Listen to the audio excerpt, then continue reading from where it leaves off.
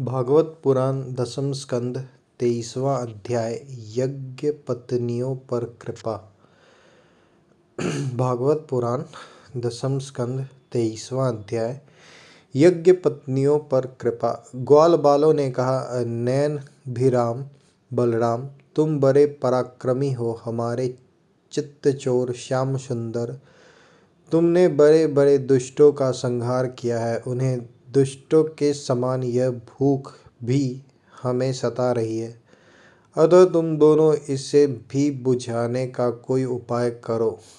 श्री सुखदेव जी ने कहा, परीक्षित, जब ग्वाल बालों ने देवकी नंदन भगवान श्री कृष्ण से इस प्रकार प्रार्थना की, तब उन्होंने मथुरा की अपनी भक्त ब्राह्मण पत्नियों पर अनुग्रह करने के लिए यह बात कही। मेरे प्यारे मित्रों, यहाँ से थोड़ी ही दूर पर वेदवाणी ब्राह्मण स्वर्ग की कामना से आंगिरस नाम का यज्ञ कर रहे हैं।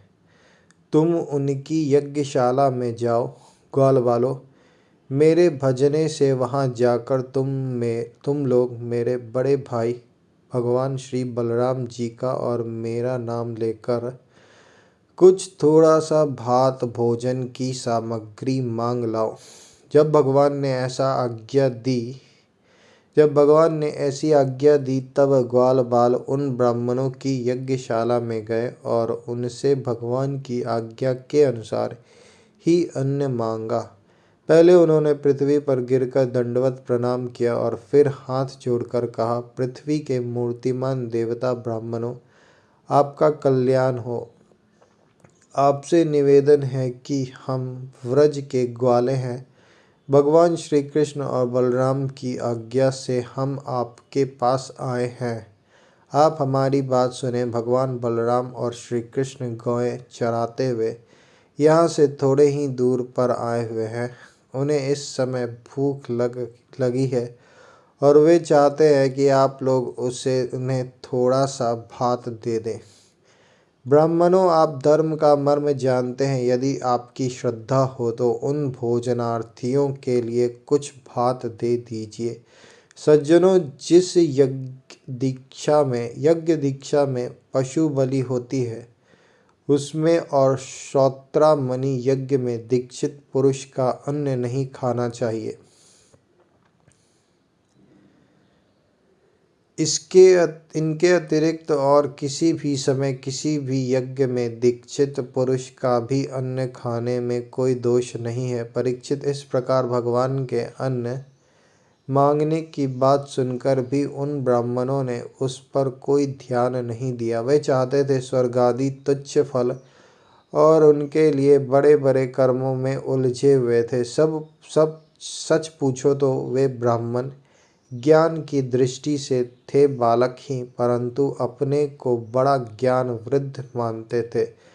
परीक्षित, देश काल अनेक प्रकार की सामग्रियां भिन्न भिन्न कर्मों में विनियुक्त मंत्र अनुष्ठान की पद्धति ऋत्विज ब्रह्मा आदि यज्ञ कराने वाले अग्नि देवता यजमान यज्ञ और धर्म, इन सब रूपों में एकमात्र भगवान ही प्रकट हो रहे हैं। वे ही इंद्रियातीत पर ब्रह्म भगवान श्री कृष्ण स्वयं ग्वाल बालों के द्वारा बात मांग रहे हैं। परंतु इन मूर्खों ने जो अपने को शरीर ही मान बैठे हैं, भगवान को भी एक साधारण मनुष्य ही माना और उनका सम्मान नहीं किया। परीक्षित, जब उन ब्राह्मणों ने हाँ या ना कुछ नहीं कहा, तब ग्वाल बालों की आशा टूट गई। वे लौट आए और वहाँ के सब बात उन्होंने श्री कृष्ण तथा बलराम से कह दी। उनकी बात सुनकर सारे जगत के स्वामी भगवान श्री कृष्ण हंसने लगे। उन्होंने ग्वाल बालों को समझाया कि संसार में असफलता तो बार बार होती ही है, उससे निराश नहीं होना चाहिए। बार बार प्रयत्न करते रहने से सफलता मिल ही जाती है। फिर उनसे कहा, मेरे प्यारे ग्वाल बालों, इस बार तुम लोग उनकी पत्नियों के पास जाओ और उनसे कहो कि राम और श्याम यहाँ आए हैं। तुम जितना चाहोगे उतना भोजन वे तुम्हें देंगी। वे मुझसे बड़ा प्रेम करती हैं उनका मन सदा सर्वदा मुझ में लगा रहता है। अब की बार ग्वाल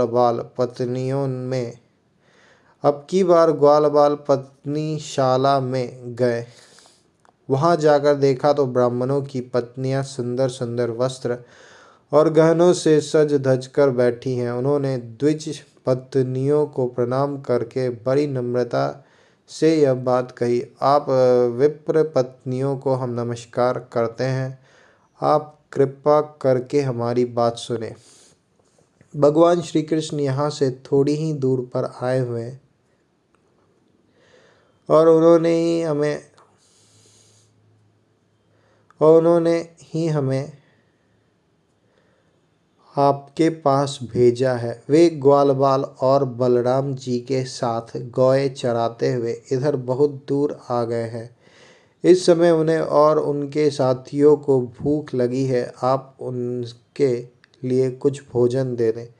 परीक्षित, वे ब्राह्मणियाँ बहुत दिनों से भगवान की मनोहर लीलाएं सुनती थी, उनका मन उनमें लग चुका था। वे सदा सर्वदा इस बात के लिए उत्सुक रहती कि किसी प्रकार श्री कृष्ण के दर्शन हो जाएं। श्री कृष्ण के आने की बात सुनते ही वे उतावली हो गईं। उन्होंने बर्तनों में अत्यंत स्वादिष्ट और हितकर भक्ष्य, भोज्य, लेहा और चोष्य चारों प्रकार की भोजन सामग्री ले ली तथा भाई बंधु पति पुत्रों के रोकते रहने पर भी अपने प्रियतम भगवान श्री कृष्ण के पास जाने के लिए घर से निकल पड़ी। ठीक वैसे ही जैसे नदियाँ समुद्र के लिए क्यों न हो, न जाने कितने दिनों से पवित्र कीर्ति भगवान श्री कृष्ण के गुण, लीला, सौंदर्य और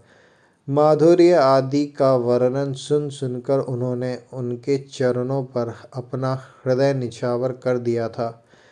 ब्राह्मण पत्नियों ने जाकर देखा कि यमुना के तट पर नए नए कोपलों से शोभायमान अशोक वन में ग्वाल बालों से घिरे हुए बलराम जी के साथ श्री कृष्ण इधर उधर घूम रहे हैं। उनके सांवले शरीर पर सुनहला पीतांबर झिलमिला रहा है, गले में वनमाला लटक रही है, मस्तक पर मोर पंख का मुकुट है, अंग अंग में रंगीन धातुओं से चित्रकारी कर रखी है। नए नए कोपलों के गुच्छे शरीर में लगाकर नट का सा वेश बना रखा है। एक हाथ अपने सखा ग्वाल बाल के कंधे पर रखे हुए हैं और दूसरे हाथ से कमल का फूल नचा रहे हैं। कानों में कमल के कुंडल हैं, कपोलों पर धुंधराली घुंघराली अलके लटक रही हैं और मुख कमल मंद मंद मुस्कान की रेखा से प्रफुल्लित हो रहा है। परीक्षित, अब तक अपने प्रियतम श्याम सुंदर के गुण और लीलाएं अपने कानों से सुन सुनकर उन्होंने अपने मन को उन्हीं के प्रेम के रंग में रंग डाला था, उसी में सराबोर कर दिया था। अब नेत्रों के मार्ग से उन्हें भीतर ले जाकर बहुत देर तक वे मन ही मन उनका आलिंगन करती रहीं और इस प्रकार उन्होंने अपने हृदय की जलन शांत की। ठीक वैसे ही जैसे जागृत और स्वप्न अवस्थाओं की वृत्तियाँ यह मैं, यह मेरा इस भाव से जलती रहती है, परंतु सुषुप्ति अवस्था में उसके अभिमानी प्राज्ञ को पाकर उसी में लीन हो जाती है और उनकी सारी जलन मिट जाती है। प्रिय परीक्षित, भगवान सबके हृदय की बात जानते हैं, सबकी बुद्धियों के साक्षी हैं। उन्होंने जब देखा कि ये ब्राह्मण पत्नियां अपने भाई बंधु और पति पुत्रों के रोकने पर भी सब सगे संबंधियों और विषयों की आशा छोड़कर केवल मेरे दर्शन की लालसा से ही मेरे पास आई हैं, तब उन्होंने उनसे कहा। उस समय उनके मुखारविंद पर हास्य की तरंगें अटखेलियाँ कर रही थीं। भगवान ने कहा, माँ भाग्यवती देवियों, तुम्हारा स्वागत है, आओ बैठो, कहो हम तुम्हारा क्या स्वागत करें। तुम लोग हमारे दर्शन की इच्छा से यहाँ आई हो। यह तुम्हारे जैसे प्रेमपूर्ण हृदय वालों के योग्य ही है। इसमें संदेह नहीं कि संसार में अपनी सच्ची भलाई को समझने वाले जितने भी बुद्धिमान पुरुष हैं वे अपने प्रियतम के समान ही मुझसे प्रेम करते हैं और ऐसा प्रेम करते हैं जिसमें किसी प्रकार की कामना नहीं रहती, जिसमें किसी प्रकार का व्यवधान, संकोच, छिपाव, दुविधा या द्वैत नहीं होता। प्राण, बुद्धि, मन, शरीर, स्वजन, स्त्री, पुत्र और धन आदि संसार की सभी वस्तुएं जिसके लिए और जिसकी सन्निधि से प्रिय लगती है, उस आत्मा से, परमात्मा से, मुझ श्री कृष्ण से बढ़कर और कौन प्यारा हो सकता है और कौन प्यारा हो सकता है। इसलिए तुम्हारा आना उचित ही है। मैं तुम्हारे प्रेम का अभिनंदन करता हूँ, परंतु अब तुम लोग मेरा दर्शन कर चुकी हो, अब अपनी यज्ञशाला में लौट जाओ। तुम्हारे प्रति ब्राह्मण गृहस्थ हैं, वे तुम्हारे साथ मिलकर ही अपना यज्ञ पूर्ण कर सकेंगे। ब्राह्मण पत्नियों ने कहा, अंतर्यामी श्याम सुंदर, आपकी यह बात निष्ठुरता से पूर्ण है। आपको ऐसी बात नहीं करनी चाहिए। श्रुतियाँ कहती हैं कि जो एक बार भगवान को प्राप्त हो जाता है उन्हें फिर संसार में नहीं लौटना पड़ता। आप अपने यह वेदवाणी सत्य कीजिए। हम अपने समस्त सगे संबंधियों की आज्ञा का उल्लंघन करके आपके चरणों में इसलिए आई हैं कि आपके चरणों से गिरी हुई तुलसी की माला अपने केशवों में धारण करें। स्वामी, अब हमारे पति, पुत्र, माता पिता, भाई, बंधु और स्वजन संबंधी हमें स्वीकार नहीं करेंगे, फिर दूसरों की तो बात ही क्या है। वीर शिरोमणे, अब हम आपके चरणों में आ पड़ी हैं। हमें और किसी का सहारा नहीं है, इसलिए अब हमें दूसरों की शरण में न जाना पड़े, ऐसी व्यवस्था कीजिए। भगवान श्री कृष्ण ने कहा, देवियों, तुम्हारे पति, पुत्र, माता पिता, भाई, बंधु कोई भी तुम्हारा तिरस्कार नहीं करेंगे। उनकी तो बात ही क्या, सारा संसार तुम्हारा सम्मान करेगा। इसका कारण है अब तुम मेरी हो गई हो, मुझसे युक्त हो गई हो। देखो ना, ये देवता मेरी बात का अनुमोदन कर रहे हैं। देवियों, इस संसार में मेरा अंग संग ही मनुष्यों में मेरी प्रीति या अनुराग का कारण नहीं है। इसलिए तुम जाओ, अपना मन मुझ में लगा दो, तुम्हें बहुत शीघ्र मेरी प्राप्ति हो जाएगी। श्री सुखदेव जी कहते हैं, परीक्षित, जब भगवान ने इस प्रकार कहा तब वे ब्राह्मण पत्नियां यज्ञशाला लौट गईं। उन ब्राह्मणों ने अपनी स्त्रियों में तनिक भी दोष दृष्टि नहीं की, उनके साथ मिलकर अपना यज्ञ पूरा किया। उन स्त्रियों में से एक को आने के समय ही उसके पति ने बलपूर्वक रोक लिया था। इस पर उस ब्राह्मण पत्नियों ने भगवान के वैसे ही स्वरूप का ध्यान किया जैसे कि बहुत दिनों से सुन रखा था। जब उनका ध्यान जम गया तब मन ही मन भगवान का आलिंगन करके उसने कर्म के द्वारा बने हुए अपने शरीर को छोड़ दिया। शुद्ध सत्यमय दिव्य शरीर से उसने भगवान की सन्निधि प्राप्त कर ली। इधर भगवान श्री कृष्ण ने ब्राह्मणियों के लाए हुए उस 4 प्रकार के अन्न से पहले ग्वाल बालों को भोजन कराया और फिर उन्होंने स्वयं भी भोजन किया। परीक्षित, इस प्रकार लीला मनुष्य भगवान श्री कृष्ण ने मनुष्य की सी लीला की और अपने सौंदर्य, माधुर्य, वाणी तथा कर्मों से गौएं, ग्वालबाल और गोपियों को आनंदित किया और स्वयं भी उनके अलौकिक प्रेम रस का आस्वादन करके आनंदित हुए।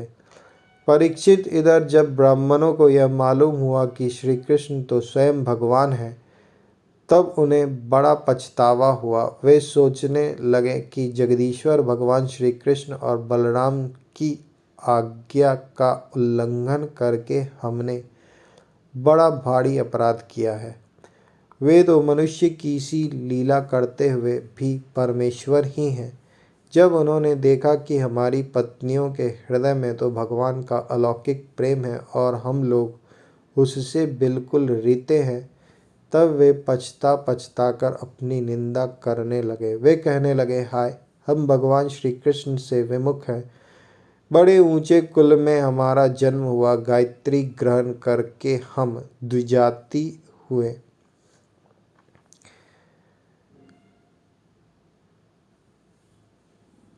गायत्री ग्रहण करके हम द्विजाति हुए। वेदाध्ययन करके हमने बड़े बड़े यज्ञ किए, परंतु वह सब किस काम का? धिक्कार है, धिक्कार है। हमारी विद्या व्यर्थ गई, हमारे व्रत बुरे सिद्ध हुए। हमारी इस बहुज्ञाता को धिक्कार है। ऊंचे वंश में जन्म लेना, कर्म कांड में निपुण होना किसी काम न आया। इन्हें बार बार धिक्कार है। निश्चय ही भगवान की माया बड़े बड़े योगियों को भी मोहित कर लेती है। तभी तो हम कहलाते हैं मनुष्यों के गुरु और ब्राह्मण, परंतु अपने सच्चे स्वार्थ और परमार्थ के विषय में बिल्कुल भूले हुए हैं।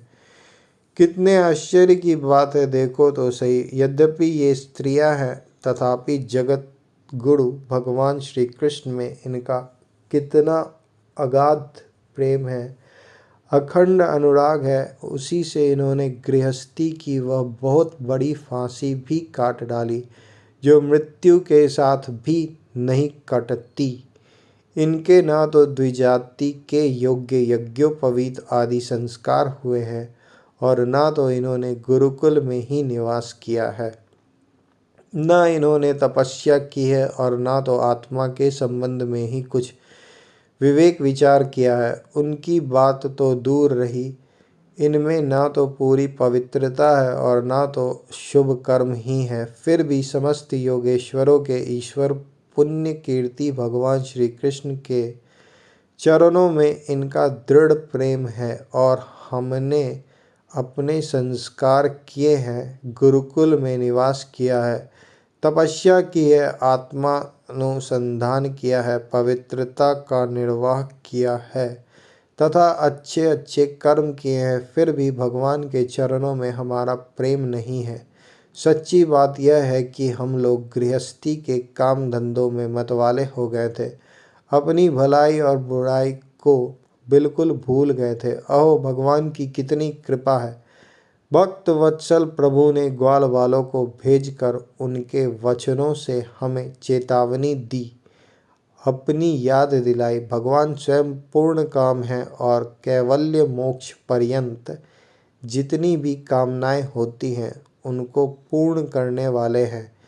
यदि हमें सचेत नहीं करना होता तो उनका हम सरीखे क्षुद्र जीवों से प्रयोजन ही क्यों हो सकता था।